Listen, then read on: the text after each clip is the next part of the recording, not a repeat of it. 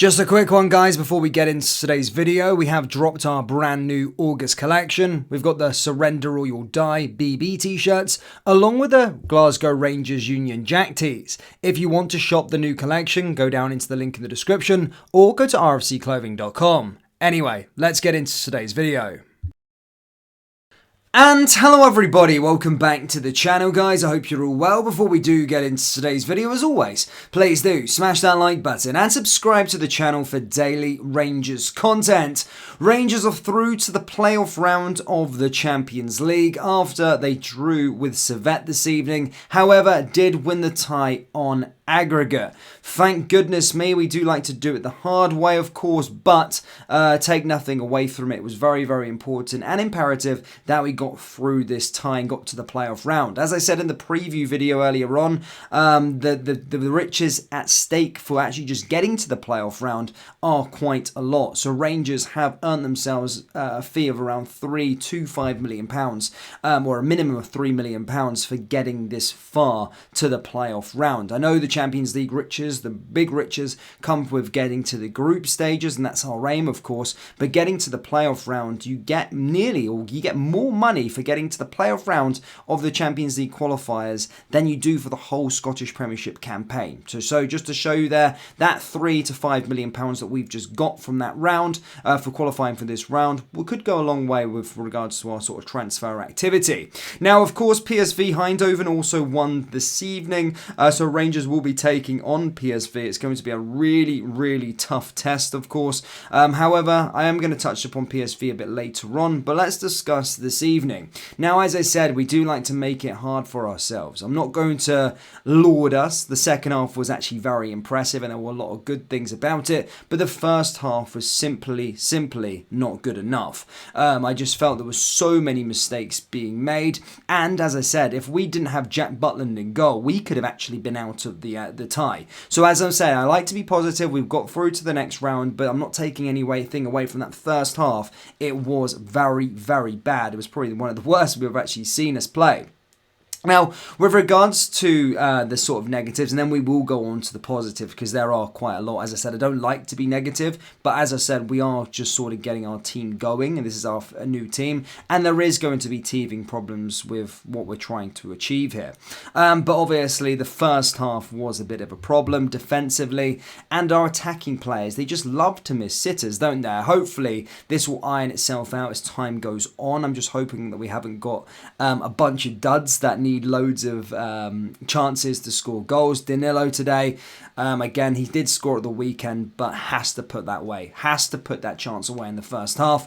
And in big games, when we start going to play against the likes of PSV, or when we go to the Champions League group stages, or even if we're into the Europa League group stages, you need to, as your number nines, you need to put your attacking players need to put those chances into the back of the net. And thankfully, we didn't rue that, but that could have been one of them where we go, if only Danilo stick that in the back of the net, we would have been here. But that's it for really negatives. As I said, the first half was really, really poor as I've probably seen us in a while. However, as I said, the positives from that was Jack Butland. We've got a keeper on our hands. As I said, I think a lot of people were maybe questioning Jack Butland. Obviously, he was Stoke, went to Manchester United, wasn't really playing, went to Crystal Palace, wasn't really playing. But don't take anything away from it. We've got the best goalkeeper in the Scottish Premiership.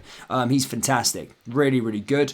And I'm glad that we've got him in our team because I'm actually can relax now when we're having corners come in. I can relax a little bit when it's one-on-ones. I didn't think so beforehand. Yes, Griggsy was good at doing that, but I just feel even safer with Butland in the back of the net, and he definitely kept us in the game within the first half with good, crucial saves. Nothing he could have done with the goal. That was sheer brilliance. Suter made that mistake defensively. Yes, we were a bit all over the place, but yeah, Butland, nothing on him for that goal. There's nothing that he could have done to have stopped that. However, going into the second half, there were a lot of positives. We started to play a game. I didn't think Servette were that good, to be perfectly honest with you. I didn't think they were that good at Ibrox either. We just were our own worst enemy at times. But certainly in the second half, there was a lot to be positive about. Of course, we get the goal. We were working for it for a long period of time. We were dominant on the ball. Nico Raskin, again, pulling the strings. Fantastic coup, fantastic signing by us. And again, having another excellent performance. So yeah, great to see Raskin doing well. Todd Cantwell, What can I say about that guy? I absolutely love him. I think I came on to every single game as soon as he signed last year when we were doing sort of 5 things we learned videos. And basically he said he's the best player in the league. I can't believe we've got a player of Todd Cantwell's caliber. Again, it's going to be the similar thing every single time. Todd Cantwell is an absolute baller. And again, another fantastic performance there in the middle of the park. He just plays so effortlessly. And I just love watching those two in the middle of the park for us. It's absolutely fantastic. Other positives as well, you know, going forward. I thought Jose Cifuentes did a decent job as well. Defensively, yeah, we were a thingy. Barisic, again, I think Barisic at times I'm the first to sort of slaughter him. Good ball in for the goal. So yeah, decent picked out pass there. Tavernier with the goal. I did think Tavernier was pretty sloppy today, and I was probably going to be coming on ranting and raving. But when you score another goal, 18th goal in European competitions, you know, captain, well done. He got the goal there. But obviously there is bits to his game that this season I've not been happy with. However, I'll cut him some slack. He did get the goal there, which is fantastic. So yeah, really positives and negatives. Again, the test is going to only get harder from here in terms of if we're going to be progressing in Europe. Servette, as I said, no disrespect to them. The Swiss League is okay. I think young boys are okay. They're a decent side. As I said, my partner lives in Switzerland, and the stadium is literally a minute away from there, so I do know a bit about Swiss football. It's not the best of standards. Young boys a good team, Servette, but again, compared to Rangers, we should have been easing past this team. We probably could have scored about 4 or 5 goals at the first leg, and today we made it right to the end. But that's the Rangers way, hey. But we got through, and that's all that matters. Now, as I said, whilst this game was obviously ongoing, PSV also got themselves through after beating Storm Graz, thrashed them on aggregate. Now this is going to be a tough test. This is going to be a real tough test. It was a tough test last season. They had a fantastic team, but I think they've even got better this season. They really have. They look fantastic. Absolutely amazing. And of course, Malik Tillman's going to be making his debut. So it's going to be a tough one for us to get through past PSV again over 2 legs. Is going to be a tough ask. But can we do it? I think we can. I don't know. I think we can do it. Obviously, with this team, we are magical in Europe sometimes. But look, I'm just glad that we got past Servette, and we'll take it from there and see if we can get past PSV as well. It's going to be a real tough ask. I have a feeling that we're going to play in the Europa League. I'm not going to lie. However, a bonus would be if we can get past PSV. I do have self-belief in us, of course, and hopefully as the games are going on, we are getting a bit better. Take away the first half today, we are getting better, but as I said, hopefully we can put in a real good performance, at least make it really competitive and put it right down to the wire with regards to that game to PSV, and then we'll see where we are. But we need to reload, go again. We've got a big important game at the weekend as who are we playing? We're playing in the League Cup this weekend, aren't we? Yep, Green at Morton, League Cup.